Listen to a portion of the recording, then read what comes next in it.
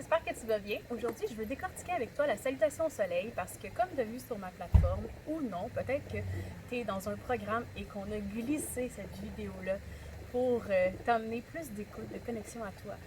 Ben, je vais d'abord commencer par t'expliquer c'est quoi ça, la salutation au soleil, puis ensuite on va voir étape par étape, la majorité des...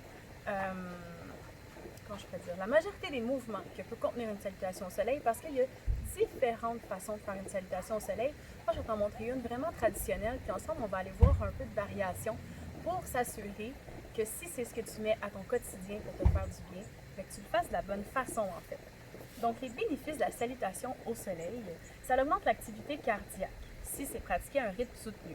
Sûrement qu'au début, tu vas pouvoir faire les postures à ton rythme, commencer à comprendre comment bien placer ton corps dans l'espace, bien ressentir, bien respirer dans chacune des postures et ensuite on va l'enchaîner au rythme de ta respiration. Donc chaque posture va avoir soit un inspire ou un expire et c'est à ce moment-là que ça devient vraiment la routine de la salutation au soleil qui vise entre autres à lubrifier tous tes ligaments, tonifier tous tes muscles et tes os en profondeur. Donc, il n'y a pas beaucoup d'exercices que tu peux faire en 10 minutes par jour qui vont vraiment venir favoriser tout ça. Ça va autant venir tonifier que assouplir. Donc, c'est vraiment une routine qui est hyper complète. Ça augmente l'énergie vitale et ça dynamise. Donc, c'est pour ça qu'on va faire ça au début des postures. On va commencer notre routine comme ça, en fait. On va s'installer, on va prendre le temps de se centrer, on va émettre une intention pour notre cours. Oups, je viens d'en filmer une, justement, j'étais un petit peu décousue. Et donc, c'est ça. On va s'installer, on va se centrer, on va faire quelques étirements pour s'assurer que notre corps est prêt à bouger et on va tout de suite entamer avec la salutation au soleil et ensuite, on va embarquer dans des postures plus élaborées. Donc, la salutation au soleil vise vraiment à venir réchauffer le corps, préparer. C'est ça, échauffer. Donc, ça stimule tous les systèmes, articulations, muscles, organes, glandes, et ça augmente même l'espérance de vie si c'est pratiqué régulièrement. C'est vraiment une belle prévention pour le bon fonctionnement de tout ton organisme, tout ton corps. Contre-indication, c'est difficile pour ceux qui ont mal au dos et qui ont des mouvements limités. Donc, c'est super important de respecter ta propre limite à toi. Si tu sens que tu es inconfortable, fais-toi confiance, ça veut dire qu'il ne faut pas que tu ailles plus loin. Et vraiment, ramène-toi le plus souvent possible à ton corps, si tu es dans ton esprit. Ramène-toi à ton ressenti du corps et ramène de plus en plus la respiration dans le mouvement. C'est super important. Si tu as des problèmes d'hypertension, évite d'y aller trop rapidement. Ça se peut que tu sois étourdi, ça se peut que ce soit trop intense. Encore une fois, respecte ta limite. On a toute une limite différente, unique à chacun. Puis c'est seulement en respectant ce rythme-là que tu vas pouvoir aller loin et rapidement dans ton évolution. C'est en suivant ton propre rythme à toi. Si tu essaies d'aller trop vite, ça va créer plus de résistance. Si tu essaies d'aller pas assez vite, tu ne te montres pas que tu es capable de te dépasser. Fait que, tu sais, tu trouves l'inconfort, mais confortable. Je sais pas si tu comprends. Faut pas que tu es dans la blessure. Donc voilà. J'espère que ça va t'éclairer un peu. Et maintenant, on rentre dans la partie où est-ce que je vais t'expliquer les mouvements. Donc, la salutation au soleil, ça commence debout. On va soit déposer les pieds, largeur des hanches, bien ancrés au sol. On va entrer le bassin vers l'intérieur. Donc, si on part des pieds, exemple, tu vas pousser dans tes pieds complètement. Tu vas t'assurer que tes cuisses sont engagées l'une vers l'autre et tu vas rentrer légèrement le bassin vers l'intérieur. Tu engages le plancher pelvien jusqu'aux abdominaux. Les épaules sont relaxes et les bras de chaque côté. À l'expiration, tu vas venir porter les mains au cœur. Tu vas pousser dans chacune de tes mains parce que ce que tu veux ici, déjà en partant, on va ouvrir les épaules encore et on va tonifier les bras. Donc, on veut un mouvement actif. Tout ton corps est engagé. À l'inspiration, on va soulever les bras vers le ciel, on plie légèrement les genoux.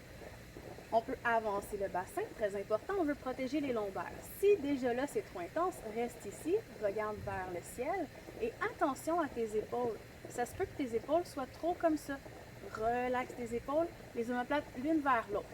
Si ton bassin est vers l'avant, tu peux aller un peu plus vers l'arrière. OK? Donc, vas-y vraiment à ton rythme. Ça se peut que tu restes ici. On veut des bras engagés, comme si tu tenais un ballon entre tes mains. À l'expiration, on va pencher à partir des hanches. On garde le dos droit. On ne veut pas un dos courbé. On garde les mains engagées. Si tu n'es pas capable de les mettre en avant, parce que comme moi, mettons, j'ai une clôture, tu peux les emmener comme ça. Tu continues de pousser, tes mains sont engagées. Tu gardes le dos droit. Droit, droit, droit. À partir d'ici, tu plies les genoux. Tu amènes les mains de chaque côté de tes pieds, tu relâches la tête. Si tu as une pratique plus avancée, tes pieds peuvent être facilement collés ensemble. Tu vas voir, c'est un peu plus challengeant au niveau de l'équilibre. À l'inspiration, le pied droit s'en va derrière, tu déposes le genou au sol. Et on veut que tu viennes ouvrir la poitrine vers l'avant. Ensuite, il y a des variations. Tu peux venir soulever tes bras à l'inspire. Pas obligé. Tu peux rester ici. Et tu vas garder ton souffle pour aller dans la planche. Planche. La planche, on ne la veut pas ici. On veut s'assurer que les doigts sont bien ouverts au sol, bien engagés, et on veut amener les épaules au-dessus des mains.